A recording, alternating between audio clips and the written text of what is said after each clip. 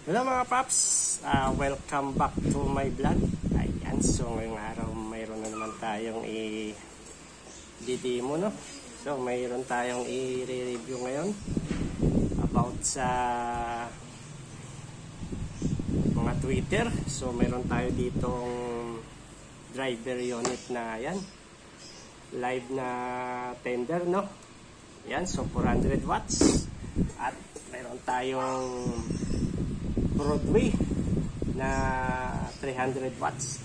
Ayan, so ito ngayon ang ating gagawin dito ay confirm natin yung tunog nilang dalawa, kung sino ang mas magandang tunog at kalansing sa kanilang dalawa, kung yung tender na live or yung Broadway.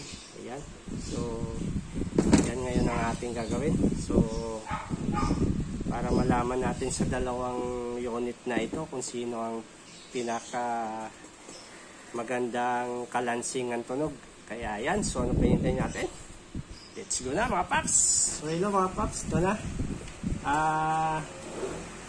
Mayroon tayong gagamit tayo ng capacitor dito. Ayan, ito ay 2.2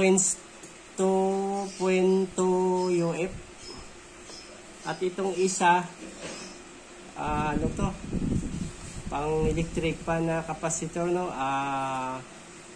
2.0 UF naman siya mga paps. Ayan, so itong isa 2.2 UF. Ayan, so pag pilian natin to sa dalawa kung alin ang comfortable na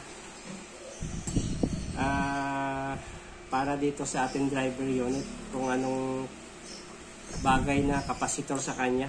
At dito mayroon tayong dividing network na mayroon naman siyang kapasitor na na 2.7 UF. So yan, i-testing din natin to kung alin sa tatlong kapasitor na to ang comfortable ang ating Twitter. Ayan, so ito ang ating live. Unahin natin mga paps, so ikabit na muna natin to. Ito muna unahin natin Twitter, yung 2.2 UF. Ayan, para malaman natin.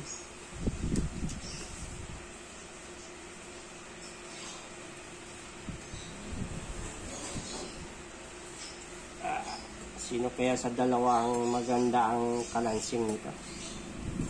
Yan. Paps, unahin natin yung tender live.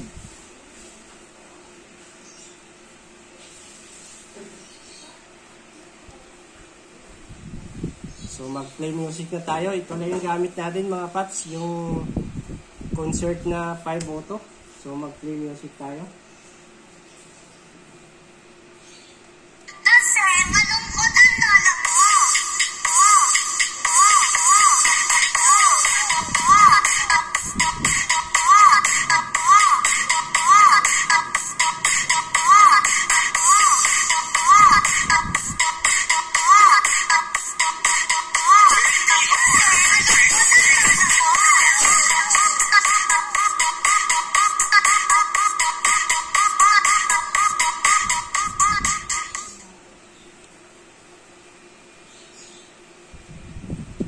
Ayan, so okay naman yung kalansing niya. So subukan natin yung Broadway. Ayan, ito naman Broadway.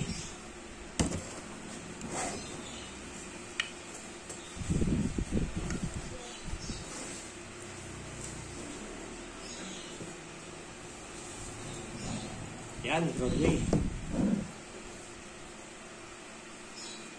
Play tayo. Mas malungkot ang beshi ko kasi malungkot ang lola mo.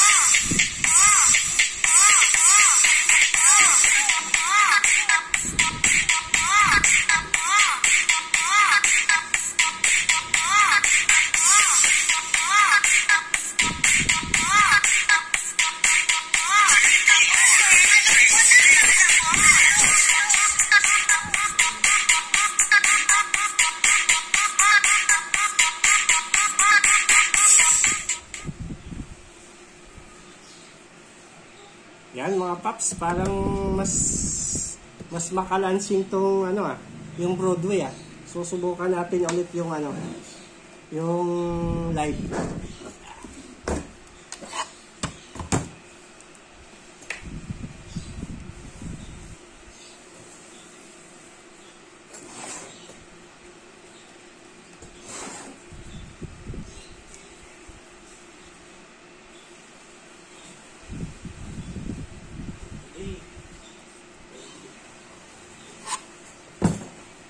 Yan, subukan natin ulit yung live mga paps. Mas malungkot ang beshi ko. Kasi malungkot ang lola mo.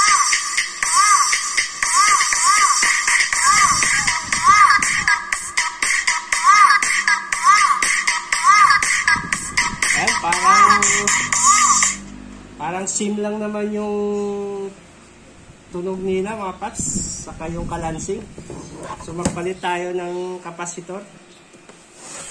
So ito na yung gamitin natin, yung kapasitor ng electric fan na 2.0 UF. Yan.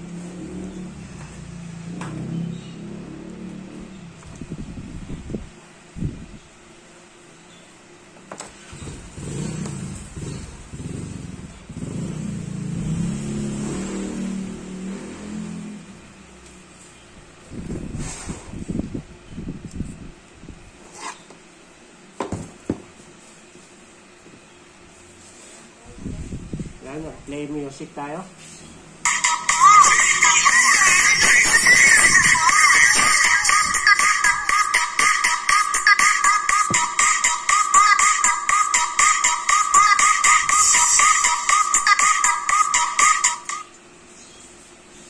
Ayan, parang mas maganda tong kapasitor ng electric fan kaysa dito. Parang solid yung kalansing ng kapasitor na ito. Ayan, so Broadway naman tayo.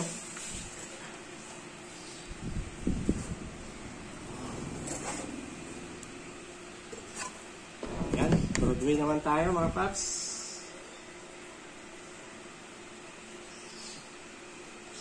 Mas malungkot ang beshi ko. Kasi malungkot ang lola mo.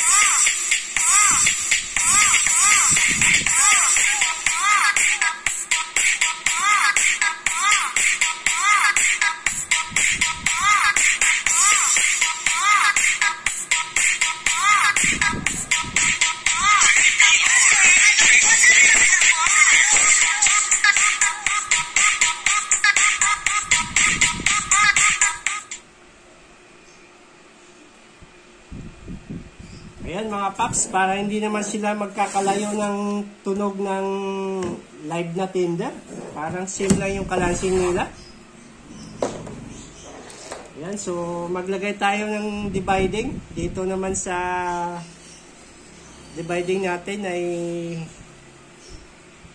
4.7 UF yung niya, capacitor. Mas mataas to ng konti, no? Halos to UF ang itinaas ng ating kapasitor kaysa dito kanina na 2.0 lang. So subukan natin to sa dividing.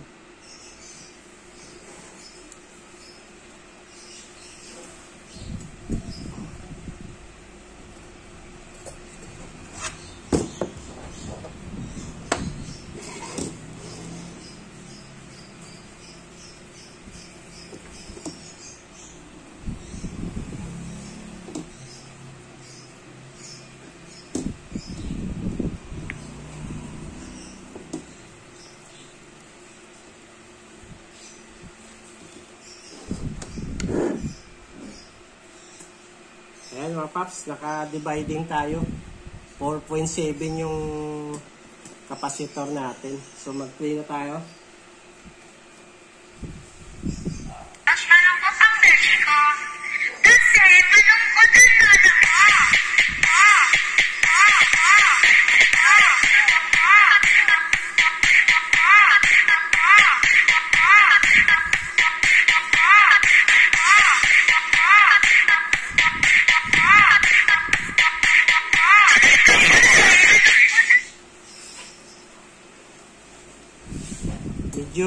ano, nagkakaroon siya ng boses sa mataas na kapasitor, no?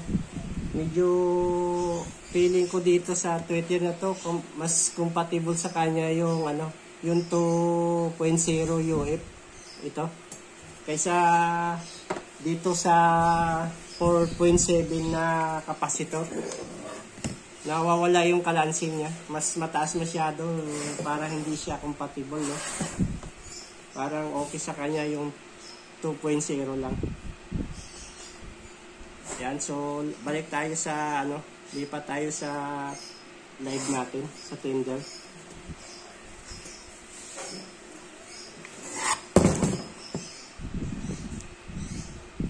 Yan, play. Mas malungkot ang beshi ko. Kasi malungkot ang lola mo.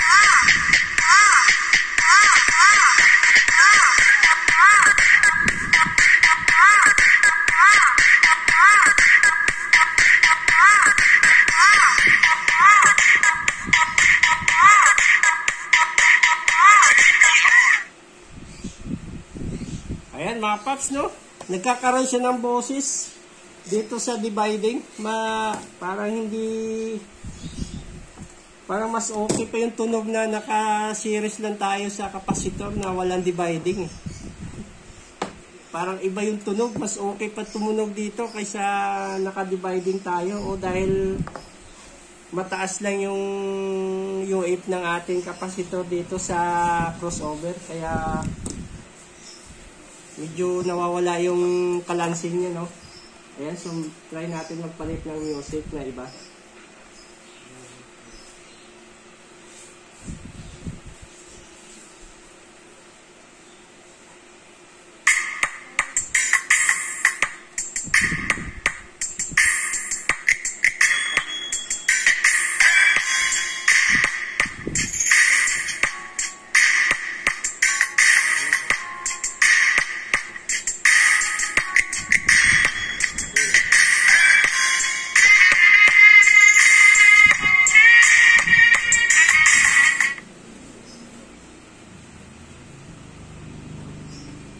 Yan, so parang okay naman siya mga paps, no? May kalansing siya na konti at lumalabas din yung boses niya. Ayan, so balik tayo sa ano, sa Broadway.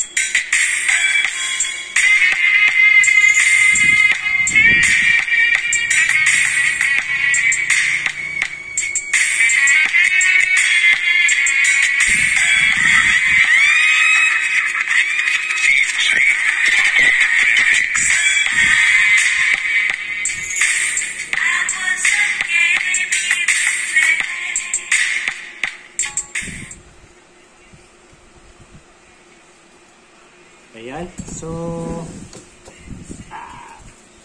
parang mas okay yung tunog nitong live na Tinder kaysa dito sa Broadway, no?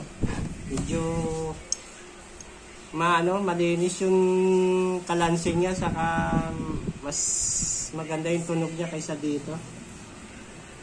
At parang napansin ko lang ay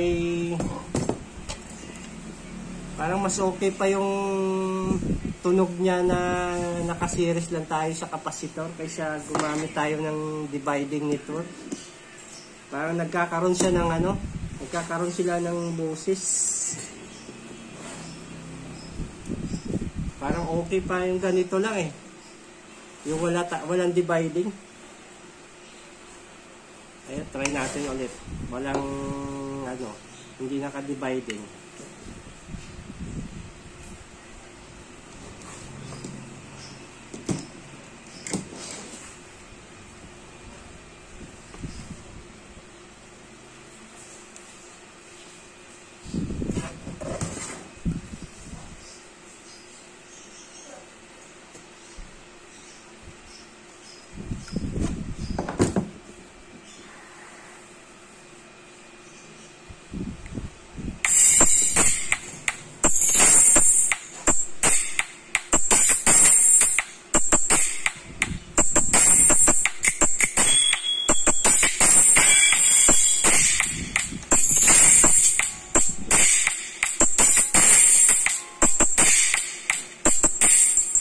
Ayan, mas okay pa talaga tunog na naka-series lang tayo sa sa capacitor.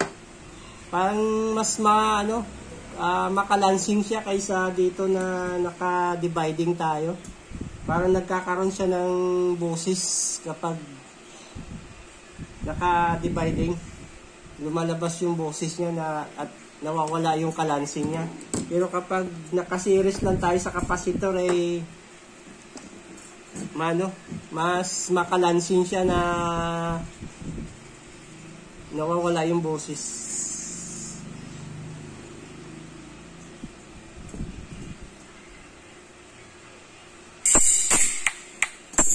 Ayan, makalansing. So parang mas okay sa ganitong sweater na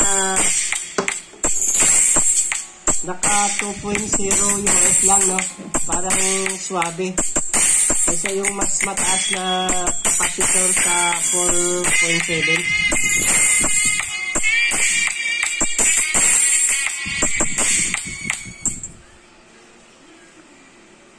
Ayan. Balik tayo sa dito sa live.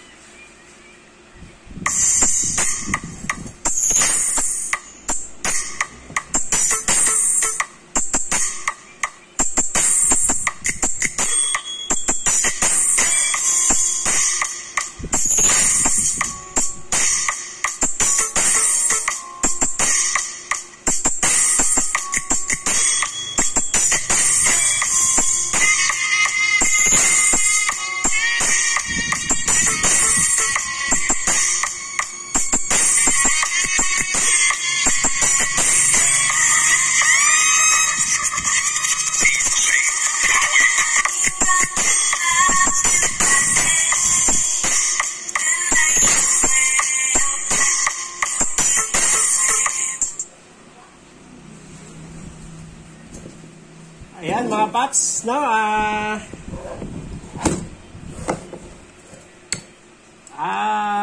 Hindi naman nagkakalayo yung diferensya nilang dalawa sa tunog, sa kalansing. Pero mas better ko tong si Live Tender kaysa dito sa kay Broadway, no? Yan, so na-observe ko lang dito, parang mas okay yung tunog ng naka-series tayo sa direct tayo sa crossover ay sa capacitor kaysa dito sa dividing na parang hindi ko gusto yung tunog kapag naka-dividing. Nagkakaroon siya ng boses at nawawala yung kalansing niya, no? Para okay pa ito kaysa dito.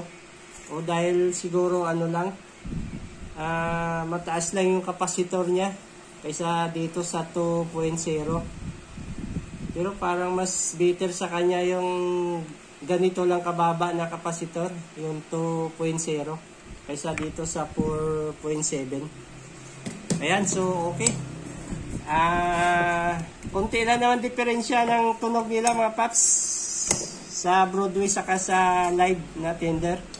Pero mas lamang lang ng konti ito. Ayan, so hanggang dito na lang yung ating video mga paps. At maraming salamat na naman sa ating pagbablog. At sa video ko ito ay pa-subscribe na rin sa YouTube channel at sa aking Facebook page. Paki-follow na lang. So okay, thank you very much.